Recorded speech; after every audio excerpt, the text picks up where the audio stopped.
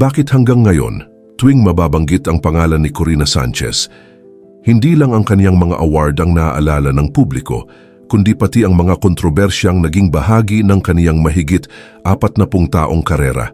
Bago pa man siya maging isa sa pinakakilalang broadcaster sa Pilipinas, nagsimula muna si Corina sa pinakailalim ng industriya.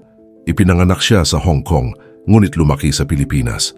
Nag-aral siya sa St. Teresa's College sa Quezon City at nagtapos ng Communication Arts sa Maryknoll College, na ngayon ay Miriam College. Bata pa lamang ay pangarap na niyang maging mamamahayag. Nagsimula siya bilang production assistant at reporter, hanggang sa mabigyan ng pagkakataong humarap sa kamera bilang weather presenter at field reporter. Noong 1986, kasabay ng muling pagbubukas ng ABS-CBN, matapos ang EDSA People Power Revolution, lumipat siya sa network. Dito tuluyang umangat ang kaniyang pangalan. Naging reporter siya sa malalaking coverage, radio commentator sa DZMM, host ng Balitang K at Rated K, at kalaunan ay pangunahing anchor ng TV Patrol.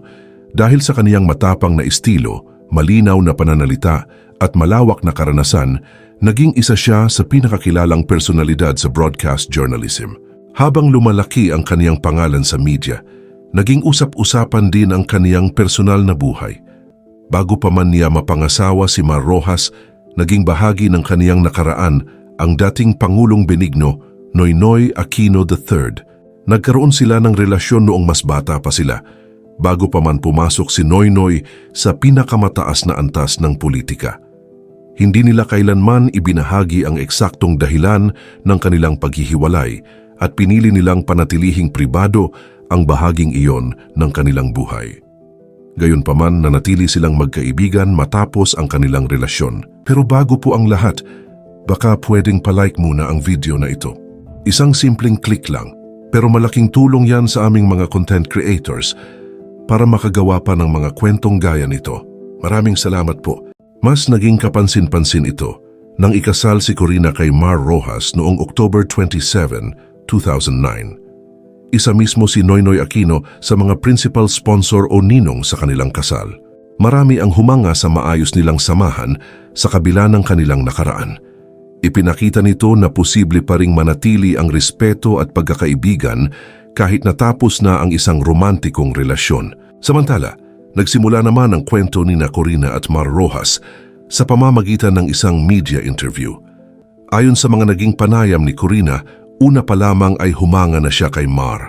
Unti-unting naging malapit ang dalawa hanggang sa maging magkasintahan.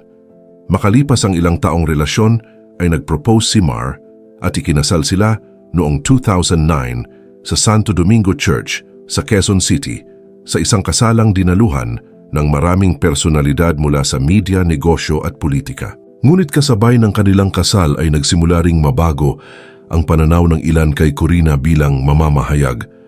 Dahil asawa na siya ng isang mataas na opisyal ng pamahalaan at kalaunan ay kandidato sa pagkapangulo, marami ang nagtanong kung maaari bang manatiling ganap na neutral ang isang pangunahing news anchor na may direktang koneksyon sa politika. Lalong uminit ang usaping ito noong tumakbo si Mar Rojas sa pagkapangulo noong 2016. Dahil sa mga tanong tungkol sa posibleng conflict of interest, bumaba si Corina bilang pangunahing anchor ng TV Patrol at higit na nagtuon ng pansin sa kaniyang magazine program. Para sa ilan, tamang hakbang iyon upang mapanatili ang kredibilidad ng newsroom. Para naman sa iba, hindi sapat ang personal na relasyon upang questionin ang profesionalismo ng isang mamamahayag. Ngunit sa lahat ng kontrobersyang kinaharap niya, isa ang itinuturing ng marami na pinakamalaki. Noong 2013, matapos ang pananalasa ng Super Typhoon Yolanda, naging sentro ng usapan ang palitan ng pananaw ni Corina Sanchez at CNN journalist na si Anderson Cooper. Pinuna ni Corina ang ilang bahagi ng coverage ni Cooper tungkol sa sitwasyon sa Tacloban.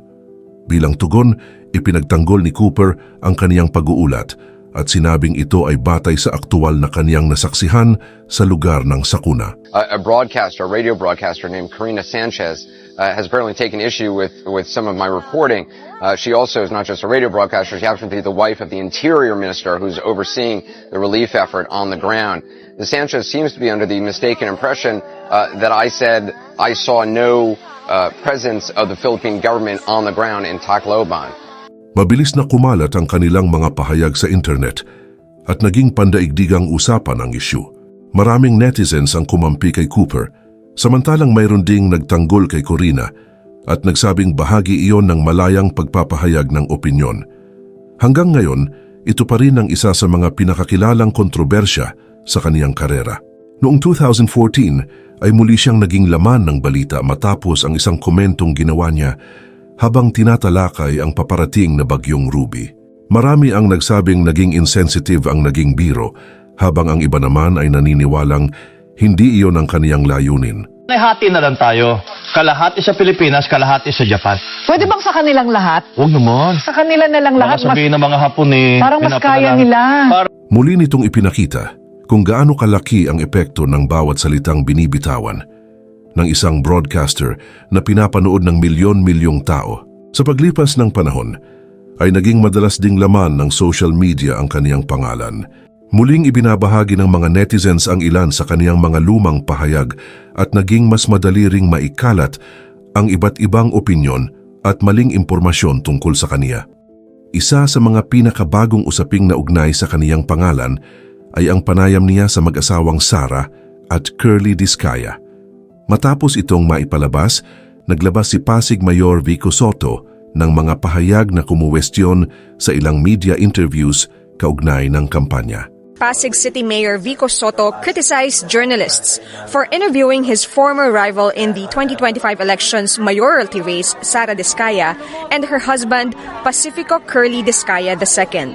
He did not name the two known journalists who conducted the interviews, but shared screenshots of interviews of veteran journalists Corina Sanchez Rojas and Julius Babaw.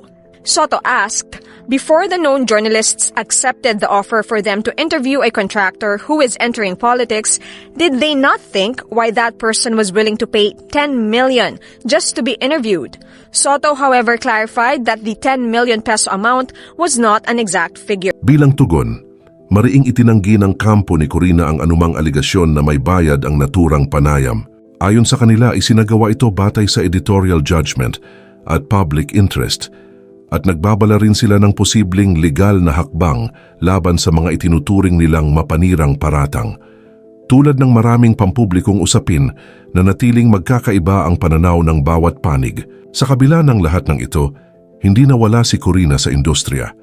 Matapos ang pagkawala ng prangkisa ng ABS-CBN noong 2020 ay ipinagpatuloy niya ang kaniyang mga programa sa iba't ibang platform.